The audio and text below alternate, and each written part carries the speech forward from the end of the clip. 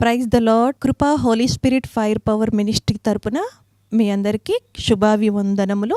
దైవజనుడు గాడ్సన్ గారు దైవ సందేశమును అందించు ఉండగా మీరందరూ విని ఎంతగానో బలపడాలని, ఆత్మీయ మేలులు ఆశీర్వాదాలు పొందుకోవాలని మన ప్రభువుడైన రక్షకుడైన యేసుక్రీస్తు వారి పేరట మేము ప్రార్థిస్తూ ఉన్నాము. Praise the lord. God bless you to all. Praise the lord. దేవునికి స్తోత్రం కలుగును గాక. ఈ టీవీ ప్రోగ్రాం వీక్షిస్తున్నటువంటి దేవుని ప్రియ బిడ్డలందరికీ కూడా ప్రభువైన యేసుక్రీస్తు నామంలో వందనములు. దేవుడు మిమ్మల్ని మెండుగా దీవించునుగాక. ఈ విధంగా మిమ్మల్ని కలుసుకున్నట్టుకు దేవుడు మాకు ఇచ్చిన గొప్ప కృపను బట్టి దేవుని మహిమపరుస్తున్నాం. మరి దేవుడు మాకు ఇచ్చిన గొప్ప కృపను బట్టి, అభిషేకాన్ని బట్టి ఈరోజు మరి పరిశుద్ధాత్మ దేవుడు మీతో ఒక ప్రత్యేకమైన రీతిగా పరిశుద్ధాత్మ దేవుడు మాట్లాడబోతున్నాడు. ఆమెన్. మనమందరం కూడా తలలు వంచి ప్రార్థన చేసుకుందాం. పరిశుద్ధుడా, ప్రేమ కలిగిన తండ్రి, గొప్ప దేవ, నీకు వెలకట్టలేని కృతజ్ఞతాస్తుతులు, స్తోత్రాలు, వందనాలు చెల్లించుకుంటూ ప్రార్థన చేస్తున్నాం. ఇదిగో నాయన, ఈ దినమున మరి ఒక ప్రత్యేకమైన అగ్ని అభిషేకంతో నీ దాస్తుని నింపండి. నీ నోటి బురగా వాడుకోండి. వాక్యం ఇచ్చిన ప్రతి బిడ్డ జీవితంలో పరిశుద్ధాత్మ బలమైన గొప్ప కార్యాలు జరిపించండి. నీవు మాట్లాడితే కార్యం జరుగుతుంది కాబట్టి ప్రభా, నీవే ముఖాముఖిగా మాట్లాడమని యేసుక్రీస్తు నామములో ప్రార్థించి వేడుకొని దీవెనలను పొందియున్నాము తండ్రి. ఆమెన్. God bless you. దేవుడు మిమ్మల్ని అందరినీ దీవించునుగాక. ప్రియా దేవుని బిడ్డలారా, మన వ్యక్తిగత జీవితంలో అనేక మార్లు పడిపోతూ ఉంటామండి. దేవుని సన్నిధిలో నుంచి ఏవో గొప్ప గొప్ప దీవెనలను, గొప్ప గొప్ప మేలను, గొప్ప గొప్ప ఆశీర్వాదాలను పొందుకోవాలని ఎదురు చూస్తూ ఉంటాము. ఆత్మీయ జీవితంలో ఏం జరుగుతుందంటే అనేక సందర్భాలలో మన జీవితంలో ఓటమి ఎదురవుతూ ఉంటుందండి. ఎదురు చూస్తూ ఉంటాము, ఓటమి ఎదురవుతుంది. ఇక్కడ వీటి మధ్య జరుగుతున్నటువంటి ఒక భయంకరమైన విపత్తి ఏంటి అంటే, దేవుని బిడ్డలారా, దేవుని బిడ్డలకు అద్భుతమైన రీతిలో కొన్ని నేర్పించాలనుకుంటాడండి. ఆ వ్యక్తి యొక్క జీవితము ఏ విధంగా ఉంటే ఫలభరితమైన దీవెనలు పొందుకుంటారో ఆ విధంగా దేవుడు ఆ వ్యక్తులను నడిపించాలనుకున్నప్పుడు అనేక మంది జీవితాల్లో ఆ నడుపుదల ఉండదు. కానీ బ్లెస్సింగ్స్ మటుకు ఎదురు చూస్తూ ఉంటారు, కానీ దాన్ని పొందుకోలేకపోతూ ఉంటారండి. నేను మళ్ళీ చెప్తున్న దేవుని బిడ్డలారా, ఒక వ్యక్తి దేవుని సన్నిధిలో నుంచి ఫలభరితమైన దీవెనలు పొందుకోవాలి అంటే అది సకల విధములైన ఆశీర్వాదం కావచ్చు, ఘనత కావచ్చు, హెచ్చింపు కావచ్చు, ఖ్యాతి కావచ్చు, దేవుడు వాడుకునే పాత్రగా నిన్ను నిలబెట్టచ్చు, లేదా వరములతో నువ్వు నింపబడచ్చు, లేకపోతే దర్శనములతో నువ్వు నింపబడచ్చు, లేకపోతే అన్య భాషలు మాట్లాడేటువంటి ఆ వరము కలిగిన వ్యక్తిగా నువ్వు ఆ దీవెనను పొందుకోవచ్చు. ఇలా చెప్పుకుంటూ పోతే దేవుని సన్నిధిలో లెక్కలేనన్ని దీవెనలు ఉన్నాయండి, లెక్కలేనన్ని ఆశీర్వాదాలు ఉన్నాయి. దేవుని బిడ్డలారా, నేను మళ్ళీ చెప్తున్నా, ఒక వ్యక్తి పట్ల దేవుడి ఆలోచనలు బైబిల్ చెప్తుంది ఆకాశానికి భూమికి ఎంత దూరం ఉందో, నిజంగా దేవుడి తలంపులు ఒక వ్యక్తి పట్ల అన్ని గొప్ప తలంపులు ఉంటాయండి. మాట నేను మళ్ళీ చెప్తున్నానండి. నువ్వు ఏ బంధకాల పాపపు చీకటి జీవితంలో నుంచి బయటకు వచ్చి యేసుక్రీస్తుని నమ్మి రక్షించబడ్డావో, నీ జీవితం పట్ల దేవుడి ఆలోచనలు అగోచరములు, దేవుడి ఆలోచనలు అసలు వర్ణింపశక్యం కానివ్వండి. దేవుడి యొక్క ఉన్నతమైన ప్రణాళిక ఊహకు మించింది దేవుని బిడ్డలారా. అయితే దేవుడు వాటిని జరిపించాలి అన్నా, నువ్వు వాటిని పొందుకోవాలి అన్నా, నీ జీవితంలో చాలా ప్రాముఖ్యమైనది ఏంటంటే దేవుని బిడ్డలారా, నీ ప్రవర్తన స్థిరపరచబడాలి. చెప్పులు కొట్టి దేవుని కనపడదామా? ఒక వ్యక్తి జీవితంలో దేవుని సన్నిధిలో నుంచి అద్భుతమైన దీవెనలు పొందుకోవాలి అంటే దేవుని బిడ్డలారా, ఆ వ్యక్తి జీవితంలో ఆ వ్యక్తి యొక్క ప్రవర్తన స్థిరపరచబడాలి. నువ్వు యేసుక్రీస్తు రక్తముతో కడగబడి కూడా నీ ప్రవర్తన స్థిరపరచబడకపోయినట్లయితే నీ భూమి మీద ఈ అన్నిటికీ కూడా నీ ప్రవర్తన సరిచేయబడదండి.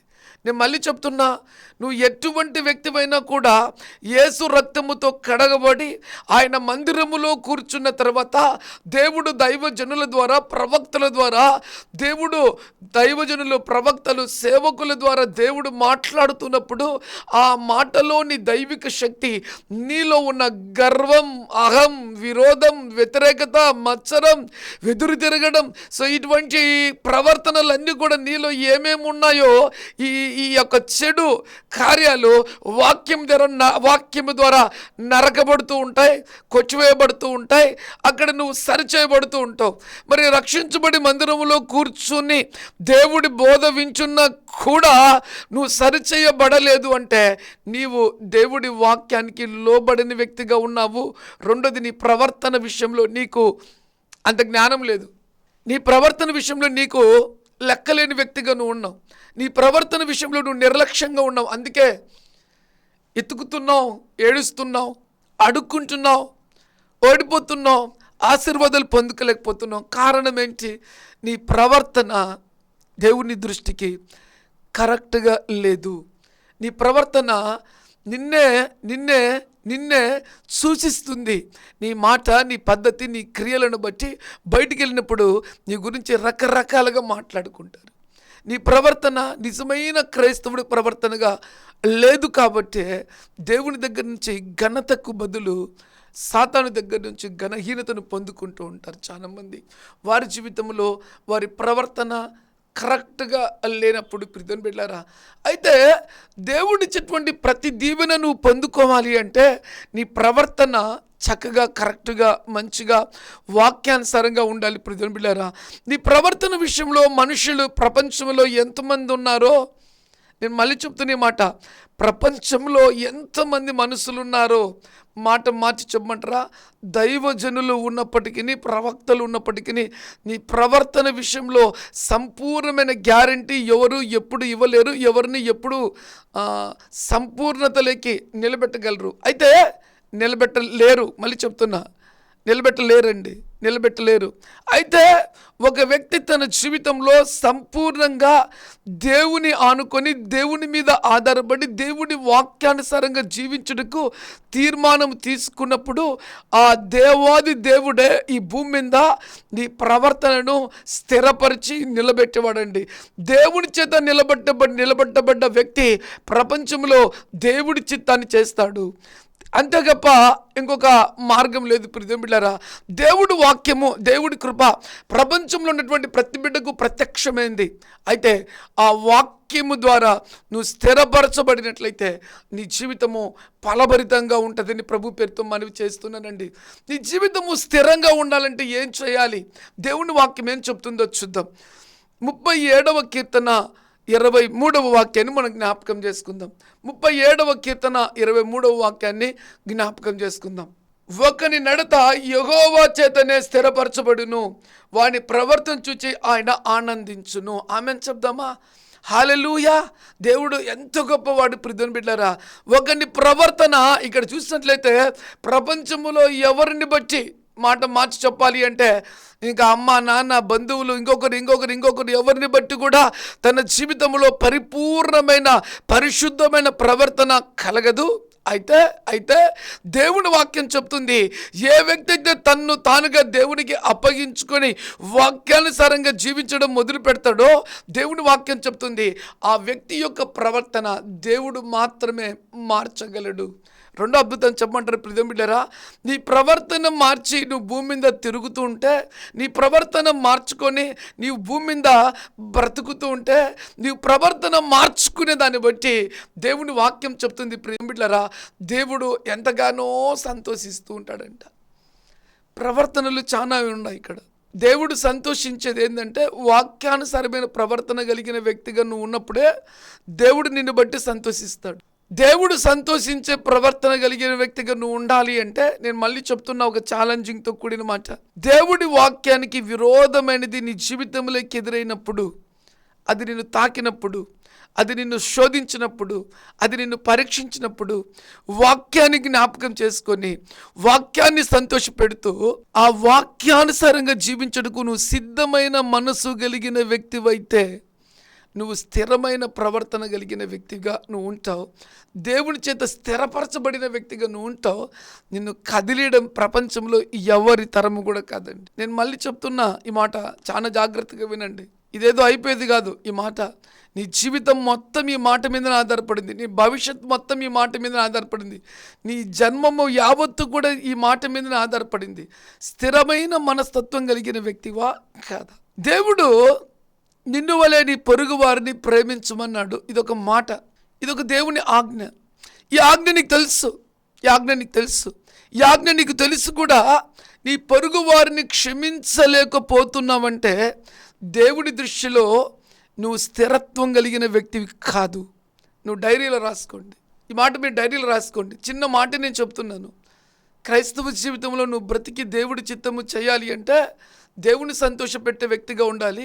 దేవుడితో స్థిరమైన ఒక జీవితం నువ్వు జీవించాలంటే వాక్యాన్ని సంతోషపెట్టి, నీ జీవితంలో అది నష్టము కలిగినా, అది నీకు గాయపరిచినా, అది నీకు బాధ పెట్టినా, అది అననుకూల పరిస్థితిగా నీ మీదికి దాడి చేసినా, అది బంధువులు కావచ్చు, శత్రువులు కావచ్చు, లేకపోతే స్నేహితులు కావచ్చు, జీవితంలో ఎవరైనప్పటికీ కూడా నీ జీవితంలో నుంచి వారి నీకు గాయపరిచినా నీ జీవితంలో నుంచి వారి తిరిగి గాయపరచకూడదు. కానీ నిన్ను వలె నీ పొరుగు వారిని క్షమించమన్నాడు, ప్రేమించమన్నాడు. ఈ రెండు నువ్వు జీవితంలో చేయడం మొదలు పెడితే దాదాపు జీవితంలో నువ్వు గెలిచిన వ్యక్తివేనండి. చివరి కూడా దేవుని కనపడదామా?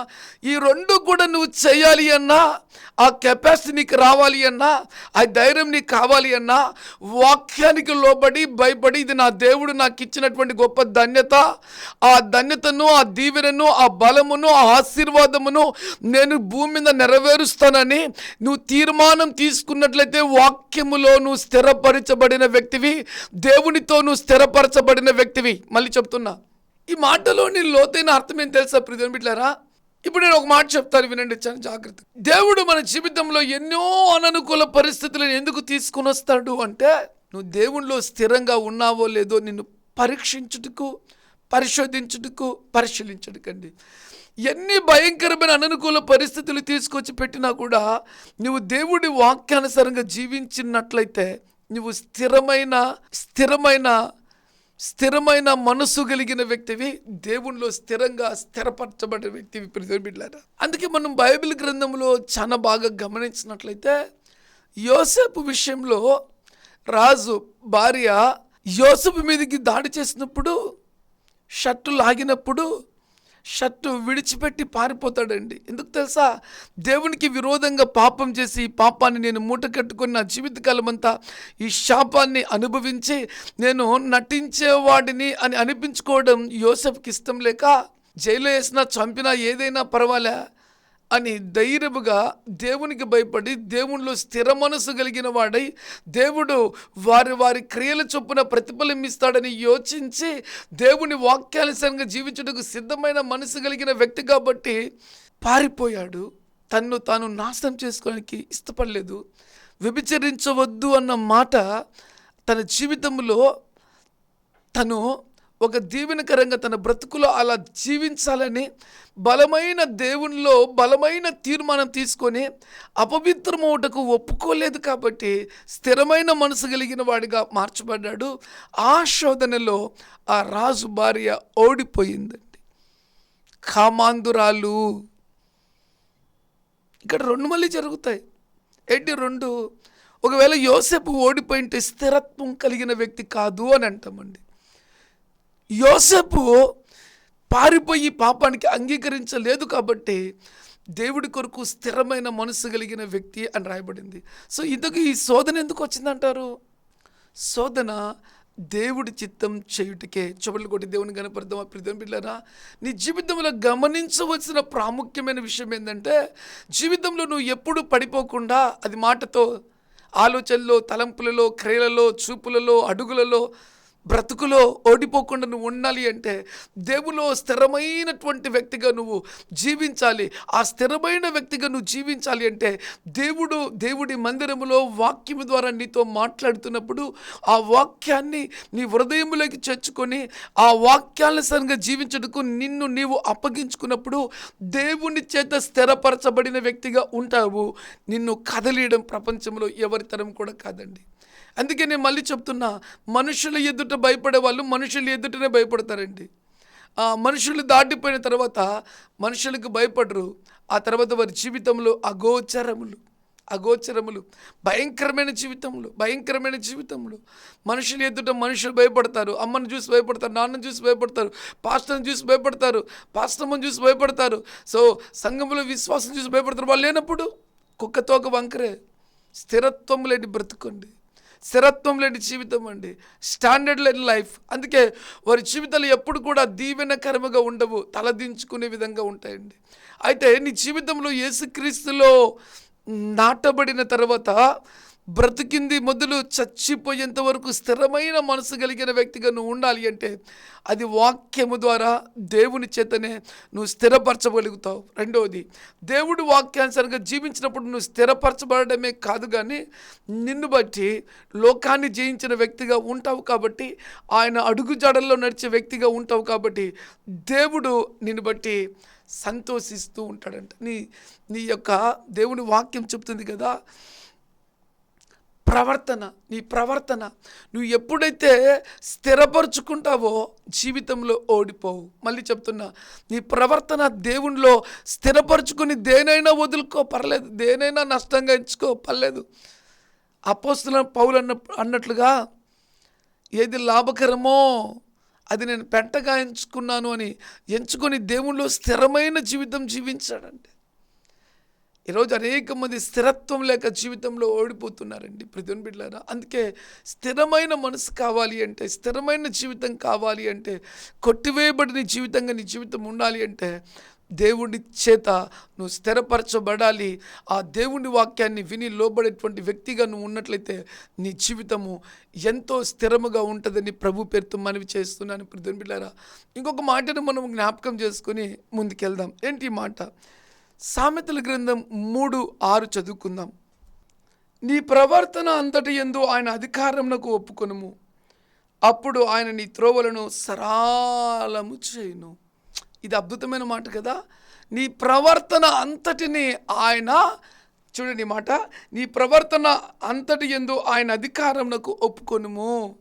ఈ మాట చూడండి ప్రియమైన, ఎంత అద్భుతంగా ఉంది. నువ్వు ఎంత బలహీనురాలువో, నువ్వు ఎంత బలహీనుడవో, నువ్వు ఏ విధంగా ఉన్నావో, ఏ స్థితిలో ఉన్నావో, ఏ విధంగా దేవుడు వాక్యానికి విరోధంగా అడుగులేచ్చావో అవన్నీ కూడా దేవుని దగ్గర ఒప్పుకోవాలంట. ఫస్ట్ థింగ్, అయ్యా నేను ఈ విధంగా బలహీనంగా ఉన్నానయ్యా, అయ్యా నేను ఈ విధంగా తప్పిదం చేస్తానయ్యా, అయ్యా నేను ఈ విధంగా పాపం చేస్తానయ్యా, అయ్యా ఇంకా నేను చేయనయ్యా, అయ్యా నన్ను క్షమించయ్యా అని నీవు దేవుని సన్నిధిలో ఎప్పుడైతే ఒప్పుకునే ప్రవర్తన కలిగిన వ్యక్తిగా ఉంటావో, నేను మళ్ళీ చెప్తున్నా, నీ క్రియలన్నీ కూడా దేవుడు ఎరిగి వారి క్రియల చొప్పున దేవుడు ప్రతిఫలం ఇచ్చినప్పుడు నువ్వు గాలికి కొట్టుకుపోయే పొట్టుగా ఉంటావు అంతే. యేసుప్రభు నీలో ఉండడు. క్రియలు కరెక్ట్గా లేకపోతే యేసుప్రభు నీలో ఉండడండి. నీ క్రియలు కరెక్ట్గా ఎప్పుడైతే ఉంటాయో యేసుప్రభు నీతో ఉంటాడు. నీకు విరోధంగా రూపొందింపబడిన ఏ ఆయుధం కూడా వర్ధిల్లింపచేయడు. బైబిల్ వాక్యం చెప్తుంది, దేవుని వాక్యం చెప్తుంది, మనుషుల్ని సంతోషపెట్టే వ్యక్తి కాదు, దేవుని సంతోషపెట్టే వ్యక్తిగా ఉండాలంట. ఈ మాట చూడండి. నీ ప్రవర్తన అంతటి యందు ఆయన అధికారమునకు ఒప్పుకొనుము, అప్పుడు ఆయన నీ త్రోవలను సరళం చేయును. ద్వారములు తెరవబడాలి అంటే నీ ఎదుట నీ ప్రవర్తన దేవుని సన్నిధిలో సరిచేయబడాలి, ఒప్పుకోవాలి, దాన్ని విడిచిపెట్టాలి. అక్కడ నీవు నిజముగా దేవునితో మంచి కనెక్ట్ కలిగినట్లయితే ఈ భూమి మీద ద్వారములన్నీ తెరవబడతాయి. నీ ప్రవర్తనే కరెక్ట్గా కాకపోతే దేవుని దగ్గరలో నువ్వు ప్రార్థనను గెలవలేవు. రెండోది, జీవితంలో కూడా ద్వారములు తెరవబడినప్పుడు మాట మార్చి చెబుతున్నా, చాలా ఆశ్చర్యాన్ని కలిగించే మాట ఇది. చాలా లోతుగా ఆలోచించేయండి, వాక్యం విడిచిపెట్టకుండా లోతుగా ఆలోచించేయండి. ఎందుకంటే ప్రవర్తన సరిచేయలేకపోతే ఒక వ్యక్తితోనే కాదు, యావత్ వారి కుటుంబానికి కూడా సాతాను చేత తిప్పలు తప్పవు. నేను మళ్ళీ చెప్తున్న మాట, ప్రవర్తన సరిచేయలేకపోతే సాతాను చేత ఆ వ్యక్తికే కాదు ఆ కుటుంబానికి కూడా తిప్పలు తప్పవు. ఒక వ్యక్తి ప్రవర్తన కరెక్ట్గా లేకపోతే ఆ వ్యక్తిని సాతాను వాడుకొని ఆ వ్యక్తి ద్వారా ఆ కుటుంబంలో ఉండే వారందరికీ కూడా శ్రమలను, నిందలను, అవమానాలను, వేదనలను, ఇక చెప్పాలంటే ఎన్నో భయంకరమైన విపత్తులను తీసుకొచ్చి పెడుతుంది. అందుకే ప్రవర్తన సరిచేయబడాలి. అదే ఆ ప్రవర్తన దొంగ ప్రవర్తన, అబద్ధ ప్రవర్తన, వ్యభిచారపు ప్రవర్తన, అప్పు చేసి ఎగరగొట్టే ప్రవర్తన, అబద్ధములాడే ప్రవర్తన, దొంగిలించే ప్రవర్తన, అసహించుకునే ప్రవర్తన, ఇక ఇలా చెప్పుకుంటూ పోతే ఒక్కొక్క వ్యక్తిని నాశనం చేసేటి ఎన్నో, వారి కుటుంబాన్ని చిత్రవద చేసేటి ఎన్నెన్నో ఇంకా చెప్పలేనండి. ఎందుకు వారి బ్రతుకులు నాశనమైపోయినాయి, వారి కుటుంబాల మీదకి చెడ్డ పేరు వచ్చి పడింది అంటే ఏదో ఒక వ్యక్తి ప్రవర్తన కరెక్ట్ లేక గడ్డి తిన్నాడు. ఆ గడ్డి వాళ్ళ ఇంటిని మొత్తాన్ని కూడా కాల్చి పాడేసింది. అవమానాలతో, నిందలతో, వేదనతో, దూషణతో. అంతే. ఎప్పుడైతే ప్రవర్తన కరెక్ట్ లేక పడిపోతామో ఇక ఊర్లో ఉన్న నోర్లు, బంధువుల నోర్లు ఇక లేస్తాయి చూడు. హలో, ప్రైజ్ ది లార్డ్, దేవునికి స్తోత్రం. ప్రియమైన బిడ్డలారా, నేను చెప్తున్న మాట సత్యం. నీ జీవితంలో జరిగి తీరుతుంది. నీ ప్రవర్తన కరెక్ట్ లేకపోతే ఎన్ని భయంకరమైన విపత్తులు ఎదుర్కోవాలో. అందుకే నీ ప్రవర్తన దేవుని సన్నిధిలో సటరేట్ అయినట్లయితే, వేటిని దేవుని సన్నిధిలో ఒప్పుకొని విడిచిపెడతావో అవి విడిచిపెట్టి వాక్యానుసారంగా జీవించుటకు సిద్ధపాటు కలిగిన వ్యక్తిగా నువ్వు ఉన్నట్లయితే, యోసేపుకు ఘనమైనటువంటి దీవెన దిగి వచ్చింది. అతని ప్రవర్తన ఫలాన్ని పొందుకున్నాడు. నీవు కూడా నీ జీవితంలో ప్రవర్తన ఫలాన్ని పొందుకుంటావు. అది మంచి ప్రవర్తన కలిగిన వాడైతే నిజంగా నిన్ను బట్టి నీ కుటుంబంలో ఇంత భక్తిపరులు లేడు అని నీ మీదకి నీ ప్రవర్తన బట్టి ఘనత వస్తుంది. రెండోది నీ కుటుంబమే సాక్ష్యం చెప్తుంది. మూడోది లోకం సాక్ష్యం చెప్తుంది. నాలుగోది ఎక్కడి పోయినా కూడా తల ఎత్తుకునేవాడిగా ఉంటావు. అదే ప్రవర్తన కరెక్ట్ లేకపోతే, ఏలి యొక్క మొదటి సమూయేలు గ్రంథంలో ఏలి ప్రవక్త యొక్క బిడ్డల ప్రవర్తన కరెక్ట్ లేక ఆ ప్రవర్తన సరిచేయుటకు ఏలి ప్రవక్త ఎంతగానో ప్రయాసపడ్డాడు. కానీ వారి ప్రవర్తనను మార్చుకోలేక చివరికి 2 కొడుకులు ఒకేసారి చనిపోయినారండి. ఎందుకంటే చేయరాని కార్యాలు చేశారు. అది దేవుడు చూచాడు. దేవునికి కోపం వచ్చేసింది. అదే సమూయేలు ఏలి దగ్గర ఎంతో భయభక్తులతో ఏలీకి దేవుని పరిచర్య చేస్తూ ఉంటే దైవజనుడు ఏది చెప్పినా చేయడం మొదలుపెట్టాడు. నమ్మకమైన సేవ చేయడం మొదలుపెట్టాడు సమూయేలు చిన్నతనంలో నుంచి. అతని ప్రవర్తనను దేవుడు చూచి నిజముగా ఏలితో మాట్లాడిన దేవుడే సమూయేలుతో కూడా మాట్లాడాడండి. చెప్పులు కొట్టి దేవుని కనబడతామా? నేను మళ్ళీ చెప్తున్నా, నీ యావత్ బ్రతుకు మొత్తం, నీ జీవితం మొత్తం నీ ప్రవర్తన మీద ఆధారపడింది. నీ ప్రవర్తన భూమి మీద మంచిగా ఉండాలి అంటే, అది పరిశుద్ధమైన ప్రవర్తనగా ఉండాలి అంటే, నీతివంతమైన ప్రవర్తనగా ఉండాలి అంటే, యథార్థవంతమైన ప్రవర్తనగా ఉండాలి అంటే, దేవుని యందు భయభక్తులు కలిగిన ప్రవర్తనగా ఉండాలి అంటే, నీ ప్రవర్తన దేవుని వాక్యానుసారంగా జీవించుటకు, నిన్ను నీవుగా దేవునికి అప్పగించుకొని ఆయన వాక్యానుసారంగా జీవించుటకు నీ తీర్మానం తీసుకున్నట్లయితే, దేవుని చేత స్థిరపరచబడినటువంటి మంచి ప్రవర్తన, స్థిర ప్రవర్తన కలిగినటువంటి వ్యక్తిగా నువ్వు ఉంటావు. ఇది నీ వ్యక్తిగత జీవితం. ఈరోజు అనేక మంది దేవుని బిడ్డలు దేవుడు ఉన్నతమైన కృప ఇచ్చి పీల్చుకున్నాడు.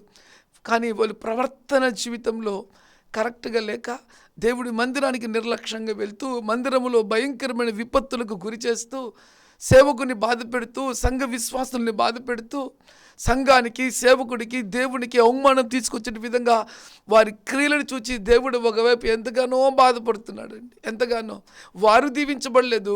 ఆ కొందరు మందిని బట్టి ఆ సంఘములో ఒక చెడ్డ పేరు, దేవునికి ఆ కొందరు ప్రవర్తన సరిలేని వ్యక్తుల గురించి దేవుడికి ఎంతో అవమానం. ఈరోజు మనం యూట్యూబ్లో చూస్తున్నాం, ఎంతమంది ప్రవర్తనలు కరెక్ట్ లేక హేళన చేసుకుంటున్నారు.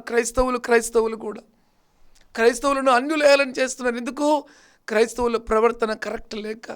అందుకే ప్రవర్తన అనేది చాలా ప్రాముఖ్యమైనది. ప్రియమైన బిడ్డలారా, ఈ మాట చూడండి, నీ ప్రవర్తన దేవుని సన్నిధిలో సరిచేయబడినప్పుడంట దేవుడు ద్వారములన్నీ కూడా తెరుస్తాడంట, సరళం చేస్తాడంట. నీ జీవితంలో ఎన్ని అననుకూల పరిస్థితులు ఉన్నాయో అననుకూల పరిస్థితులన్నీ అనుకూలపరచబడాలంటే నీ ప్రవర్తన దేవుని సన్నిధిలో సరిచేయబడినప్పుడు దేవుడు నీ ప్రవర్తన చూచి ఆనందిస్తాడు. రెండోది, నీ ప్రవర్తన సరిచేయబడేదాన్ని దేవుడు చూచి నీ ఎదుట ద్వారములన్నీ కూడా తెరుస్తాడంట. ఆమెను చెప్దామా? ఇంకొక మాట చూడండి, నీ ప్రవర్తన కరెక్ట్గా ఉంటే నీ జీవితంలో జరిగే ఒక గొప్ప గ్రేట్ అయిన కార్యం నేను నీతో పంచుకోబోతున్నా ప్రియమైన బిడ్డలారా. 17వ కీర్తన 5వ వాక్యం, నీ మార్గముల యందు నా నడకను స్థిరపరచుకొని ఉన్నాను, నాకు కాలు జారలేదు. చెప్పలు కొడదామా? ఈ మాట చూడండి, నీ మార్గముల యందు నా నడకను స్థిరపరచుకొని ఉన్నాను. ఎందుకు ఈ లోకంలో ఈ కీర్తనకారుడు ఒకసారి కొట్టుకుపోయి జీవితం మొత్తం క్లోజ్ అయిపోయింది. తిరిగి బుద్ధి వచ్చింది, నేను సరిచేయబడ్డానయ్యా, ఇక ఎన్నడూ పాపం చేయను, దేవుని సన్నిధిలో ప్రార్థన చేశాడు. అందుకే దేవుడికి ఎంతో ఇష్టమైన బిడ్డగా, అందుకే దావీదును దేవుడు ఏమన్నాడు తెలుసా? నాకు ఇష్టానుసారమైన వ్యక్తి అన్నాడండి. ఒక బెత్షెబాతో చేసిన పాపం తప్ప దావీదు నన్ను ఎప్పుడు కూడా ఇంకా బాధ పెట్టలేదు అన్నాడండి. ఈరోజు ఈ మాటను గమనించండి ప్రియమైన బిడ్డలారా. నీ మార్గముల యందు నా నడకను స్థిరపరుచుకుని ఉన్నాను. ఇది ఎవరి బాధ్యత అంటే నీ బాధ్యతే. ఆయన మార్గముల యందు నీ నడతను స్థిరపరచుకోవాలి. నీకు ఫ్రీడమ్ దేవుడు ఇచ్చాడు, ఫ్రీడమ్ ఇచ్చాడు. నువ్వు ఫ్రీడమ్ ఇచ్చినప్పుడు జ్ఞానంతో, భయంతో, వివేకంతో నా బ్రతుకు బాగుండాలి, నా జన్మం బాగుండాలి, నా పుట్టుకకు, నా తల్లికి, నా తండ్రికి, నా సంఘానికి, నా సేవకుడికి నేనున్న ప్రతి చోట ఒక విలువ రావాలి అని భయభక్తులతో ఆయన మార్గములో అడుగులు వేసేదానికి స్థిరమైన మనసు కలిగిన వ్యక్తిగా, జాగ్రత్త పడవలసిన వ్యక్తిగా ఉండవలసింది నీవే. ఇక్కడే నీ జీవితం క్లోజ్ అయిపోయేదండి. ఇక్కడే నీ జీవితం తరతరములు శాపాన్ని అనుభవించేది ప్రియమైన బిడ్డలారా. ఇక్కడే నీకు రోగం వచ్చేది, శాపం వచ్చేది, నింద వచ్చేది, అవమానం వచ్చేది, లేమి వచ్చేది, దరిద్రం వచ్చేది, పారిపోయే పరిస్థితి ఎదురయ్యేది, తలదించుకునే పరిస్థితి ఎదురయ్యేది. ఇక చెప్పాలి అంటే తన్ను తాను చంపుకునే పరిస్థితి కూడా వెళ్ళిపోతుందండి ప్రవర్తన కరెక్ట్గా లేనప్పుడు. అది ఎటువంటి పరిస్థితి అంటే అది ఘోరమైన పరిస్థితి. అందుకే నీ జీవితంలో నీ ప్రవర్తన దేవుడి వాక్యానుసారంగా ఉండవలసిందిగా చూసుకోవాల్సింది నీవే. అందుకే దేవుని వాక్యం చెప్తుంది, నీ మార్గముల యందు నా నడకలను స్థిరపరుచుకుని ఉన్నాను, నాకు కాలు జారలేదు. చెప్పలు కొడతామా? నాకు కాలు జారలేదు అంటే ఇక్కడ ఏ చెడ్డ పేరు భరించుటకు దేవుడు నన్ను విడిచిపెట్టలేదు అని అర్థం అండి. కాలు జారిందనుకో బ్రతుకు జారిందని అర్థం, తప్పుడు మార్గాలకు వెళ్ళాడని అర్థం, చేయరాని కార్యాలు చేశాడని అర్థం, శాపాన్ని మూటగట్టుకున్నాడని అర్థం, అబద్ధికుడని అర్థం. ఇంకొక మాట చెప్పమంటారా? తనలాంటి బ్రతుకు తన బిడ్డలకు వద్దు అంటాడు, కానీ ఆ వ్యక్తి జీవితంలో అది అతను అనుభవించక తప్పదు. కాలు జారబడ్డాడు కాబట్టి నాలాగానే బ్రతుకంటే తన కొడుకులు కూడా అంటే నాలాగా వద్దు, నా కూతురు నాలాగా వద్దు. కాలు జారింది అంటే వాక్యాన్ని విడిచిపెట్టి బ్రతికే బ్రతుకులో ఎన్నో భయంకరమైనటువంటి చీకటి కార్యాలు, రహస్య పాపాలు, అవి చెప్పకూడనివి, అవి ఎట్లుంటాయంటే చాలా ఘోరంగా ఉంటాయి. అందుకే కీర్తనకారుడు కాలు జారలేదు అన్నాడు. నీ బ్రతుకు జారకుండా ఉండాలన్నా, నీ కాలు జారకుండా ఉండాలన్నా, నువ్వు ఒక మంచి వ్యక్తిగా బ్రతకాలి అన్నా నీ మీదనే ఆధారపడి ఉంది. ప్రార్థన. పరిశుద్ధుడా, ప్రేమ కలిగిన తండ్రి, నీకు వందనాలు చెల్లిస్తున్నాను. మరి ఎవరిని బట్టి నువ్వు ఎంత బాధపడుతున్నావో నాయన, ఎవరు నీకు మళ్ళీ సిలువ వేశారో, నీవు వారిని ఎంతగానో ప్రేమించి పిలుచుకొని వారి కొరకు నీ ప్రాణం పెట్టి అయ్యా వారిని చక్కటి మార్గంలో నడిపిస్తూ వారి కొరకు సంఘాలను ఏర్పాటు చేసి, సేవకులను ఏర్పాటు చేసి, బోధకులను ఏర్పాటు చేసి వారి కుటుంబానికి వెళ్ళి ప్రార్థిస్తూ వారి నాయన అనేక సందర్భాలు పడిపోయినప్పుడు వాళ్ళని బలపరుస్తూ వారు స్థిరపరుస్తూ ఉన్నప్పుడు నాయన నువ్వు ఎంతో ప్రేమిస్తూ ఉన్నామని అర్థమవుతుంది నాయన. అయ్యా ఇంకా ఎవరిని బచ్చో నువ్వు బాధపడుతున్నావు నాయన, ఎవరో ప్రవర్తన సరిలేదని వారు ఏమైపోతారని కుమిలిపోతున్నావు ప్రభా. యుద్ధము నువ్వు చేస్తావు, అసాధ్యాన్ని సాధ్యపరుస్తావు, ద్వారములన్నీ తెరవబడతావు అని రాయబడింది. అది ఆరోగ్యమా, గర్భఫలమా, సమాధానమా, అప్పుల నుంచి విడుదల, అద్భుతములా అని తండ్రి, అది ఇంకా ఏ దీవెనలు నీ బిడ్డల జీవితంలో కొద్దువగా ఉన్నాయో ఆ కొదవలు కొరతలన్నీ కూడా తీర్చి నీ బిడ్డలు నీకు సాక్షిగా నిలబెట్టి గొప్ప మేలులతో నింపమని యేసుక్రీస్తు నామములో ప్రార్థించి వేడుకొని దీవెనలను పొందియున్నాము తండ్రి. ఆమెన్. God bless you. దేవుడు మిమ్మల్ని అందరినీ దీవించునుగాక. ఆమెన్.